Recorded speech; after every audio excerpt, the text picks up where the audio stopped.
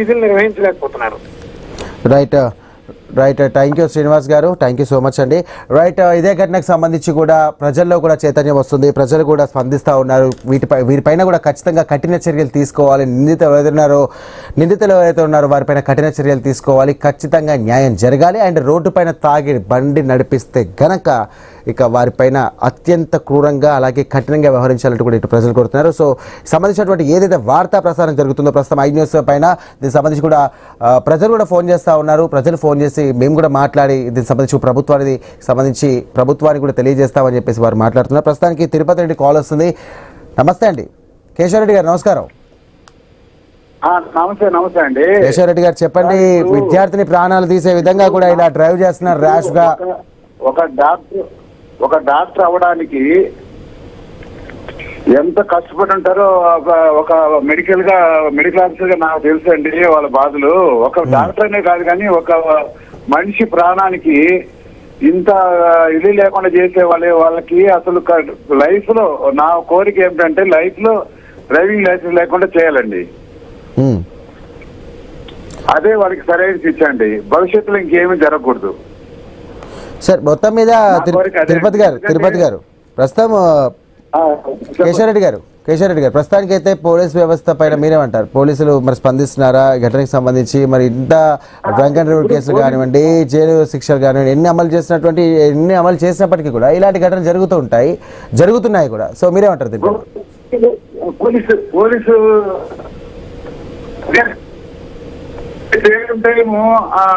భవిష్యత్తులో ఇటువంటి స్టూడెంట్స్ కి ఇటువంటి రాంగ్ నడిపిన వాళ్ళకి ఎప్పటికీ ఇంకా పర్మనెంట్ డ్రైవింగ్ లైసెన్స్ లేకుండా చేస్తే మంచిదండి. అది నా కోరిక. ఎందుకంటే ఆల్రెడీ జరగాల్సిన ఘోరం జరిగిపోయింది. ఒక మెడికల్ ఆఫీసర్ గా నాకు తెలుసండి ఎంత కష్టపడితే మెడికల్ స్టూడెంట్ అవుతారండి. వాళ్ళ పేరెంట్స్ ఉన్న బాధలు ఎవరు తీరుస్తారు చెప్పండి. So thank you. అవునా కాదు చెప్పండి. అవును, ఖచ్చితంగా కూడా ప్రభుత్వం దీనిపైన చర్యలు తీసుకోవాలి అనే విధంగానే కూడా ఐ న్యూస్ ఖచ్చితంగా పోరాడుతుంది. థ్యాంక్ యూ కేశవరెడ్డి గారు, థ్యాంక్ యూ వెరీ మచ్ అండి. మరో కాలర్ కూడా రెడీగా ఉన్నారు, కుమార్ గారు ఫ్రమ్ విజయవాడ. కుమార్ గారు నమస్కారం. కుమార్ గారు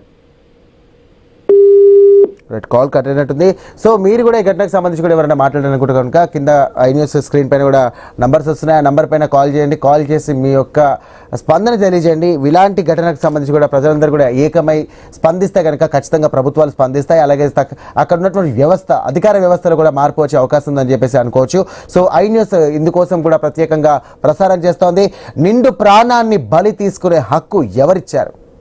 తాగి రోడ్లపైన కూడా తిరిగితే కనుక విచ్చలవిడిగా ఆగ్రహం వస్తే కనుక కోపం వస్తే కనుక ఎవరు అనేది చూడరా? ముంగట ఎవరు వెళ్తున్నారు, ముందు ఎవరు వెళ్తున్నారు, వెనకాల ఎవరు వస్తున్నారని చూడరా?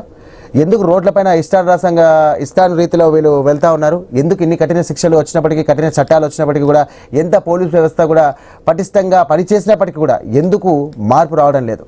సమాజంలో మార్పు రావాలా లేకపోతే మనలో మార్పు రావాలా? మనలో మార్పు రావాలంటే సమాజంలో మార్పు వస్తుంది ఖచ్చితంగా. సో ముందుగా మనలో మార్పు రావాలి. మనలో మార్పు వస్తే కనుక ఖచ్చితంగా అది సమాజంలో మార్పు వస్తుంది. సో తాగి రోడ్లపైన డ్రైవ్ చేసే ముందు ఒక్కసారి ఆలోచించండి. మీ యొక్క 10 నిమిషాలు 20 నిమిషాల సంతోషం కోసం, ఆ మత్తు కోసం వేరే వాళ్ళ ప్రాణాలకు అలాగే వారి కుటుంబాలకు సంబంధించి కూడా వారి బతుకును చిన్నాభిన్నం చెయ్యొద్దు కూడా. ఆ హక్కు మీకే కాదు, ఎవరికి లేదు, ఎవరికి ఉండదు కూడా. ఖచ్చితంగా కూడా ఒకవేళ అంతగా మీకు అనుకుంటే కనుక మీ ఇల్లో లేదా మీ ఫ్యామిలీ ఫంక్షన్స్లో అట్లాంటి ప్లేసెస్లో మీరు తాగని శుభ్రంగా తిని పడుకోండి. అంతే తప్ప విచ్చలవిడిగా రోడ్ల మీదకి వచ్చి మంది ప్రాణాలు తీస్తామంటే మాత్రం ఎవరు ఊరుకోరు. ఇలాంటి ఘటనలు పునరావృతం కాకుండా కూడా ప్రతి ఒక్కరు కూడా స్పందించాల్సిన అవసరం ఎంతైనా ఉంది. సో ప్రస్తుతానికి అయితే కాలర్ రెడీగా ఉన్నారు, రమాదేవి గారు ఫ్రమ్ హైదరాబాద్. రమాదేవి గారు నమస్కారం. నమస్తే అండి. చెప్పండి. రాజమండ్రిలో కారు బీభత్సం రేపింది.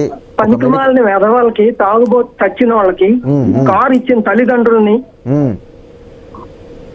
కఠినంగా శిక్షించాలి. ఆ కారులోనే వాళ్ళని పెట్రోల్ పోసి పగలయ్యండి. సో అమ్మాయి కూడా ప్రస్తుతానికి చావు బతుకులో మధ్య ఉంది. ఆ అమ్మాయి ప్రస్తుతం చావు బతుకులో ఉంది. తల్లిదండ్రులకి ఏం అర్థం కావట్లేదు. మీరు కూడా ఒక తల్లిగా మీరేమంటారు? ఒక డాక్టర్ తయారవ్వాలంటే తల్లిదండ్రులు ఎంత కష్టపడతారు. ఆ పిల్ల ఎంత ఆశ పెట్టుకొని పీజీ వరకు వచ్చింది, ఎంత మందికి సేవలు చేసి ఎంత మందిని కాపాడవలసిన మనిషిని ఆ అమ్మాయిని అట్లా దారుణంగా చేసినందుకు ఆ ఎదవల్ని ఆ కారులోనే పెట్టి తగలబెట్టండి దయచేసి. అట్లాంటి ఎదవలకి ఏ తల్లిదండ్రులు కార్లు ఇవ్వకూడదు. తల్లిదండ్రులు కూడా బాగా బలిసిపోయారు ఉన్నారు. రైట్, థ్యాంక్ యూ రమాదేవి గారు. ఖచ్చితంగా దీనిపైన కూడా మనం స్పందిద్దాం, ఎందుకంటే ప్రభుత్వాలు దిగొచ్చి అధికార వ్యవస్థలు కూడా మార్పు వచ్చే దిశగా కూడా మనం ప్రయత్నం చేద్దాం. ప్రస్తుతానికి చందు గారు కాల్ చేస్తున్నారు హన్మకొండ నుండి. చందు గారు. సార్ నమస్కారం. సార్ నమస్కారం అండి చందు గారు. సో రాజమహేంద్రవరంలో జరిగినటువంటి ఈ ఘటన పైన మీరేమంటారు? ఒక మెడికో విద్యార్థిని అత్యంత దారుణంగా కూడా ప్రమాదంలో బారిన పడి ఇప్పుడు చావు బతుకులో ఉంది. మీరు టీవీ వాల్యూమ్ మ్యూట్లో పెట్టండి. సో కొంచెం టీవీగా చెప్పండి. సార్ ఇప్పుడు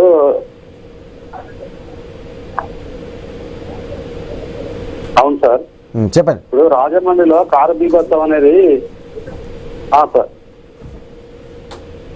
సార్ మీరు టీవీలో చూస్తూ మాట్లాడకని టీవీకి దూరంగా వచ్చి మాట్లాడండి, డిస్టర్బెన్స్గా వస్తుంది. మీరు క్లారిటీగా మాట్లాడండి, వినబడుతుంది. తాగి బాగా బాగా నడిపింది కదా. వన్య మృగాలు సైతం సరదా కోసం సాటి జంతువుని. Hello sir. వినబడుతుంది, చెప్పండి. హలో. వన్య మృగాలు సైతం సరదా కోసం సాటి జంతువును ఎక్కడ వేటాడి వెంబడించి చంపిన సందర్భాలు మనం ఏ డిక్షనరీలో కూడా చూడం. కానీ మానవుడు అనేది వాడు తప్ప తాగి తోటి మానవులని వారి కాన్ఫిడెన్స్ అనేది కోల్పోయి మత్తులో వాడు ఏం చేస్తున్నాడో ఎవరికి అర్థం కావట్లేదు. మహా అయితే ఏమవుతుంది, యాక్సిడెంట్ అవుతుంది. అయిపోయినాక ఏమవుతుంది, మాకు న్యాయం జరగాలి, మాకు తగిన న్యాయం జరగాలని తల్లిదండ్రులు కోరుకుంటారు.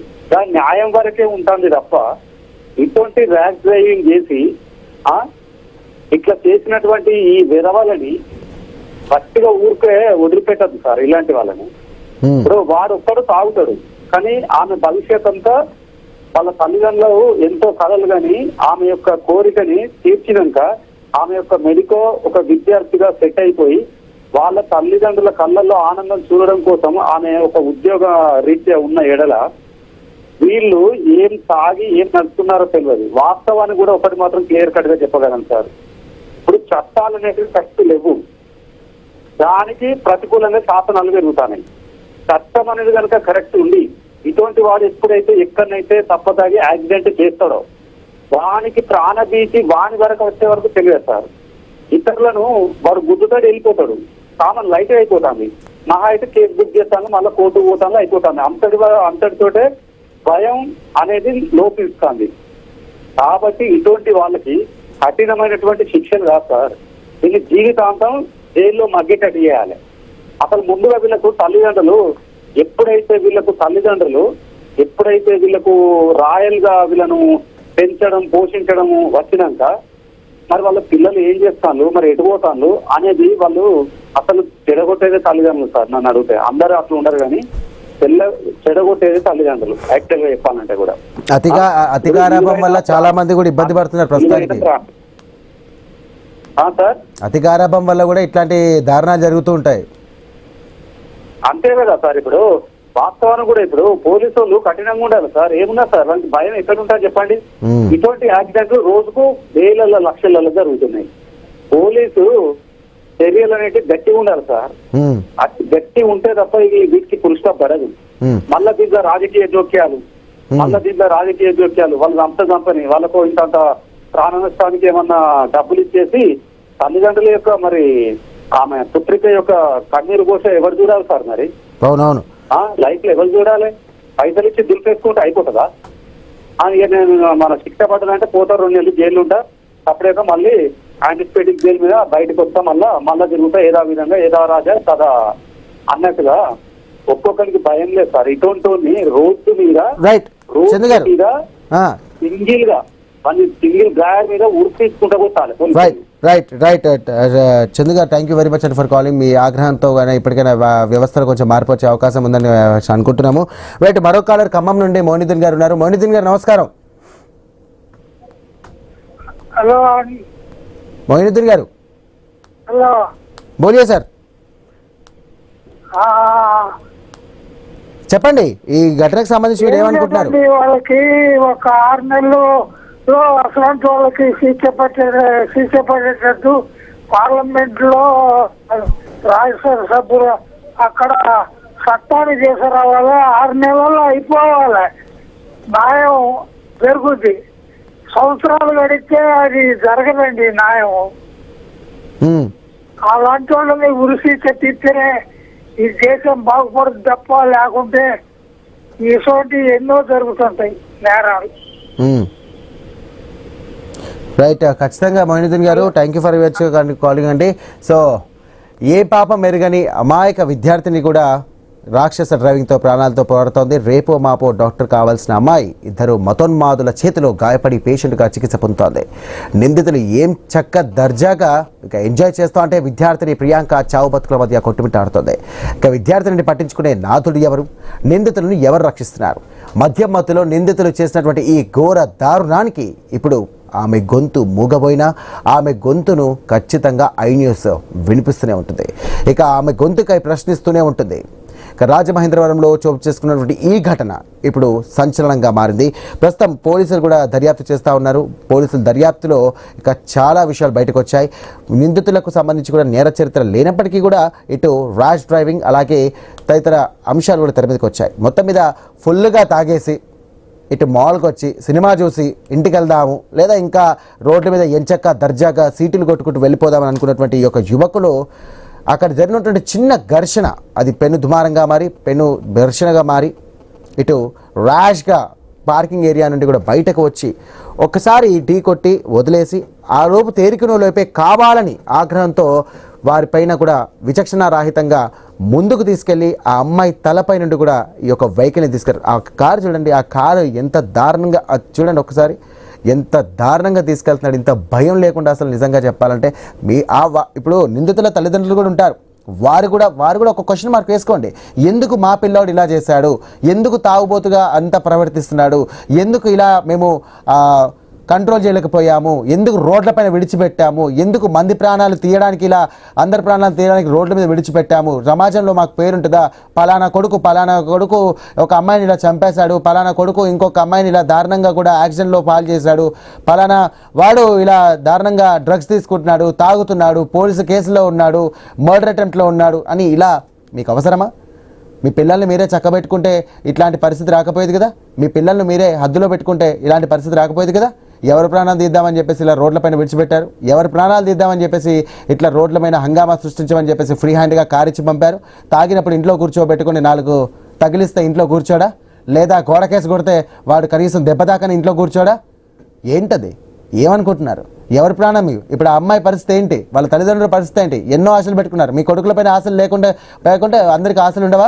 మీ కొడుకులపైన ఆశలు లేవు కాబట్టి ఇలా రోడ్లపైన విచ్చలవిడిగా విడిచేశారు. ఆ అమ్మాయికి ఆశలు ఉన్నాయి, ఆ అమ్మాయి వాళ్ళ తల్లిదండ్రులకు ఆశలు ఉన్నాయి. మా అమ్మాయి ఏదో సాధిస్తుంది, మా అమ్మాయి రేపు పొద్దున ఉచితంగా వైద్యం చేస్తుంది, మా అమ్మాయి రేపు ఖచ్చితంగా ఏదో సాధిస్తుందని చెప్పేసి ఆ అమ్మాయి వాళ్ళ తల్లిదండ్రులు ఎంత క్షోభ అనుభవిస్తున్నారు కావచ్చు. ఆ క్షోభ మీకొస్తే, ఆ పరిస్థితి మీకొస్తే మీ కుటుంబ పరిస్థితి ఏంటి? మీ అబ్బాయి పరిస్థితి ఏంటి? ఇప్పుడు అమ్మాయికి ఎవరు సమాధానం చెప్తారు? మీరు తీసుకొస్తారా అమ్మాయికి ఏమన్నా అయితే? మీరు ఏమైనా ఇస్తారా అమ్మాయికి ఏమన్నా అయితే? మీ కొడుకునే చక్కగా పెంచుకోలేరా? అమ్మాయిని ఏం చెప్తారు మీరు? ఇది ప్రస్తుతం అందరి దగ్గర ఉన్నటువంటి ప్రశ్నలు. ఇది సామాన్యుడి నుండి ప్రతి ఒక్కరు కూడా అడుగుతున్నటువంటి ప్రశ్న. ఎందుకు ఇంత దారుణంగా వ్యవహరించారు? తల్లిదండ్రుల పరిస్థితి ఏంటి? ఈ అమ్మాయి పరిస్థితి ఏంటి? ఆ అమ్మాయితో పాటు ఇంకొక మెడికల్ విద్యార్థి కూడా ఉన్నారు. ఆ యువకుడి పరిస్థితి ఏంటి? కాలో చెయ్యో విరిగితే ఏంటి? ఒక మెడికల్ విద్యార్థిగా ఉన్నటువంటి వారు సమాజానికి సేవ చేద్దాం, సమాజంలో ఏదో గుర్తింపు తెచ్చుకుందామని బతుకుదామని చెప్పేసి బతుకుతున్నటువంటి వాళ్ళు ఎక్కడో దూరం నుండి వచ్చి ఇక్కడ సీట్ వచ్చిందని చెప్పేసి ఇక్కడ ఏదో కాస్త సమయం దొరికింది కదా అని బయటికి వెళ్తా కనుక మృత్యు ఈ రూపంలో వచ్చిందా? ఇంత దారుణంగా వ్యవహరిస్తారా?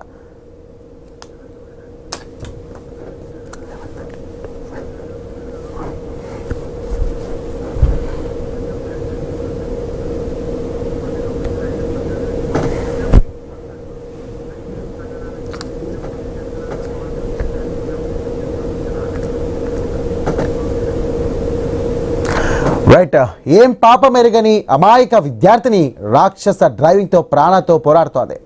రేపో మాపో డాక్టర్ కావాల్సినటువంటి అమ్మాయి 2 మతోన్మాదుల చేతిలో గాయపడి పేషెంట్గా చికిత్స పొందుతోంది. నిందితులు ఏం చక్క దర్జాగా ఎంజాయ్ చేస్తా అంటే విద్యార్థిని ప్రియాంక మాత్రం చావు బతుకుల మధ్య కొట్టుమిట్టాడుతోంది. విద్యార్థిని పట్టించుకునే నాథుడు ఎవరు? నిందితులను ఎవరిను రక్షిస్తున్నారు? మద్యం మత్తులో నిందితులు చేసినటువంటి ఈ ఘోర దారుణానికి ఇప్పుడు ఆమె గొంతు మూగపోయినా ఆమె గొంతును ఖచ్చితంగా ఐ న్యూస్ వినిపిస్తూనే ఉంటుంది. ఇక ఆమె గొంతుకై ప్రశ్నిస్తూనే ఉంటుంది. ఇక రాజమహేంద్రవరంలో నడిబొడ్డున మందుబాబుల రక్కసి బోక అరాచకం సృష్టించింది. సమాజంలో ప్రాణాలు కాపాడే ఓ భావి వైద్యురాలి జీవితాన్ని నిరుణ బలి తీసుకుందా? మద్యం మత్తులో ఊగుతూ విచక్షణ కోల్పోయి కారునే ఒక ఆయుధంగా మార్చి ఒక అమాయక మెడికో పైకి దూసుకెళ్లారు ఆ ఆకతాయిలు. ఇక జిఎస్ఎల్ మెడికల్ కాలేజీలో ఎండి చదువుతున్నటువంటి డాక్టర్ ప్రియాంకను అత్యంత కిరాతకంగా కారుతో ఢీకొట్టి ఆసుపత్రి బెడ్డుపై మరణంతో పోరాడేలా చేశారు. కనీస మానవత్వం లేకుండా ప్రవర్తించినటువంటి ఈ తాగుబోతు రాక్షసులకు కఠినాతి కఠినంగా శిక్ష పడాల్సిందే. పిల్లలకు డబ్బులిచ్చి చేతుల్లో కార్లు పెట్టి ఏది తప్పో ఏది ఒప్పో నేర్పించకుండా పెంచినటువంటి ఆ తల్లిదండ్రుల పెంపకాన్ని కూడా ఈరోజు సమాజం తీవ్రంగా నిలదీస్తోంది.